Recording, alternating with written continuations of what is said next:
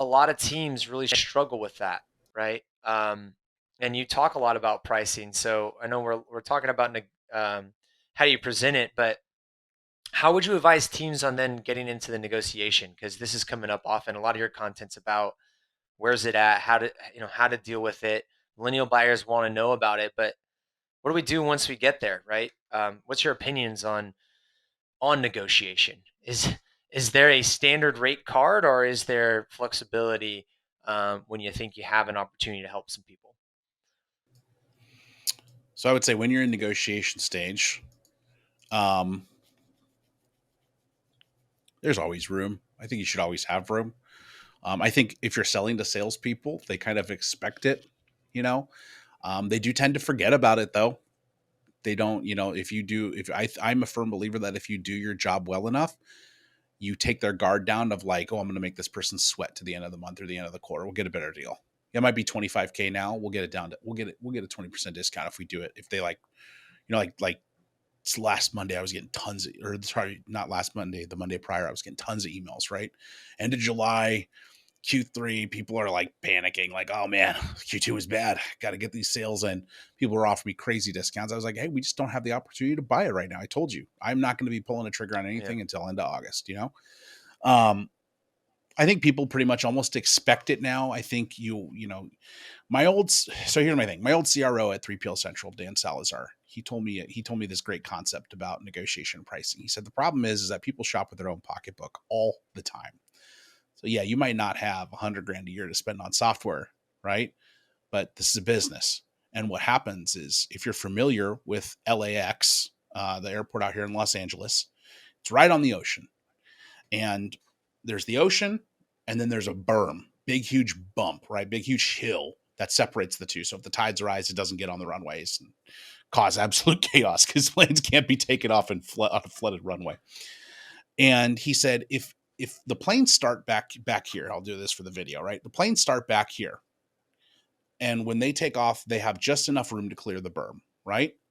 But if I'm a plane and I take off right here, I'm going to hit the berm and crash into the water. And for those that might be listening and not looking, I just moved my hand forward a little bit more, right?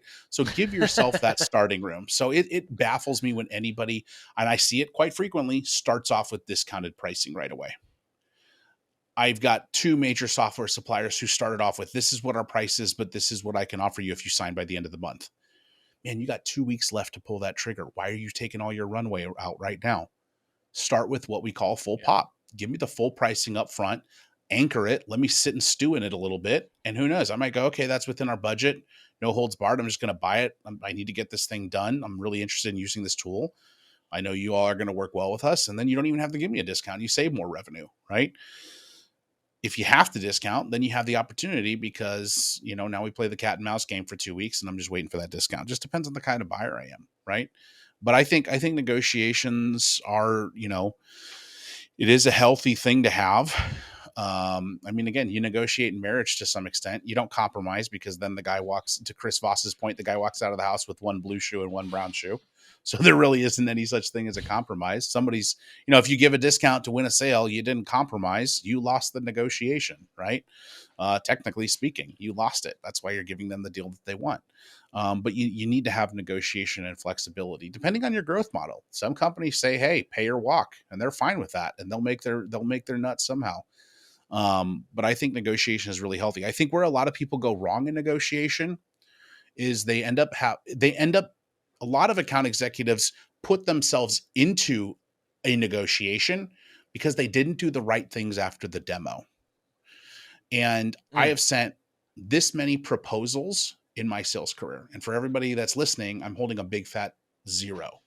I have never sent a sales proposal in my life.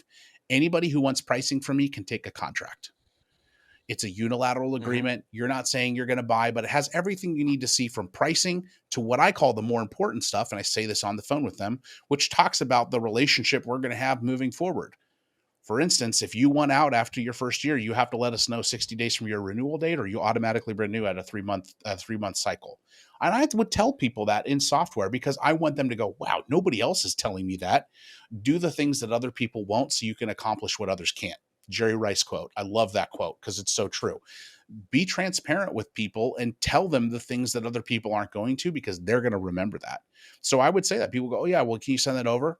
Yeah, Ryan, it sounded like you said you and your boss are going to need to look over it together.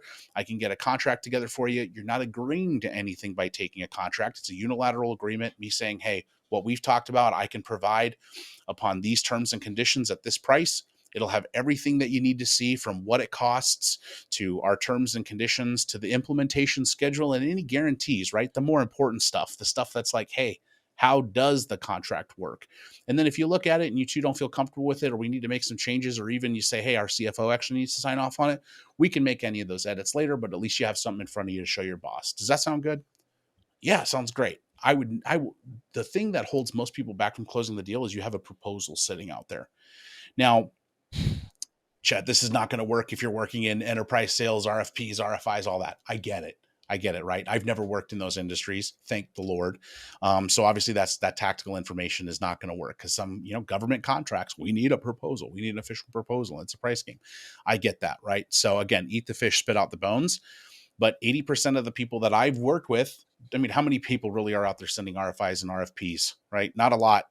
Not a lot, I'll tell you that. Yep. Like, it's not your everyday listener probably that's dealing with those constantly. There's a lot of SMB, mid-market, and even enterprise to some extent sellers out there who are just firing off proposals because that's what we've been told is the next step. Dude, if you're interested Yep. in anything and you want to see the price, great. Hey, Ryan, want to make sure, at the end of the demo, hey, Ryan, want to make sure you have a pen real quick. You're asking about pricing, right? Grab a pen and paper for me real quick. You're that interested in just Yep. seeing the price, you can write down what I'm about to tell you. But if you want to have something physical, you can take a contract. Eliminate the middleman, eliminate the friction, eliminate the path of least resistance. Why put another blocker in my way if you want to see price and all the information? Here's the contract. And dude, when I sold logistics software, I think anecdotally speaking, it felt like 1 out of every 3 deals would come back without another conversation, just signed because they had the contract in their hands. You can't Exactly. get the deal if you don't have a contract. Like, what are we doing? Yep. Yeah, I mean, the point of the proposal is so they have the information they need to make a decision, which then requires you to send it anyway. So you're just putting an extra step in the process. I've never understood the idea of like a formal proposal. Uh, you and I are cut from the same cloth there. In my own business, I don't have a contract, but people who want, it's just like when you're ready, I'll send you an invoice, right? You pay me, and then we'll Yeah. get started. Oh, you want to know Yeah. what you get? Here's an overview again. If you weren't paying attention to everything we've covered so far, but when you're ready, here's the invoice. You pay me, we get started. That's the conversation I have now. But Yeah. but when there is contracts involved, it's so interesting. It's like, well, I'll send you the terms and conditions, and here's the contract. When you're ready to go, all you have to do is sign and we'll get started. Like, I don't understand the idea of a proposal. What's your proposal? Um, I never really get that. So I think that's really interesting. From a negotiation perspective, I love your thought process there. I think that a lot of organizations, going back to um, just how great salespeople are these days, really struggle with how to think about where to make concessions. I'm not a Mm-hmm. big fan of discounts at all, but I am a big fan of revisiting or repackaging, right? So instead of offering something as a discount and it's like, oh, well, it looks like the price isn't going to work for you because it's not going to work out your budget or whatever. Why don't we just revisit what you're trying to get from a package? So right now your price is Mm-hmm. X because of X, Y, and Z. If we eliminated this, um, or you can add on, right? I'll give you some freebies, which kind of provides that level of support. But I'm not a big fan of discounting at all. I like to repackage, so different framing, but you're just still trying to help them feel like they're getting a deal done. But at the end of the day, discounting shows that perhaps you haven't done a good job of understanding the margins in your business, and that's again going back to the sales process. But every industry, every vertical is so different. In some cases, like you said, it's almost expected. Certain commoditized products, especially. So it's a really interesting perspective there.